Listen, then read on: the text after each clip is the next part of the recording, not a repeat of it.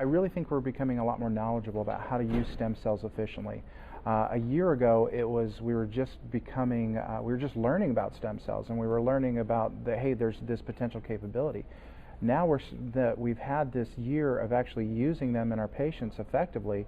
We're starting to see that the potential is far greater than what we even anticipated. The potential for getting really nice healing effects and reducing inflammation after surgery, and using them to help promote or to treat wound injury or wounds and injuries, surgical scars, not just for fat transfer. On top of that, all of the exciting information that's coming out in using stem cells for non-cosmetic applications, using them for acute heart disease, chronic heart disease, liver failure.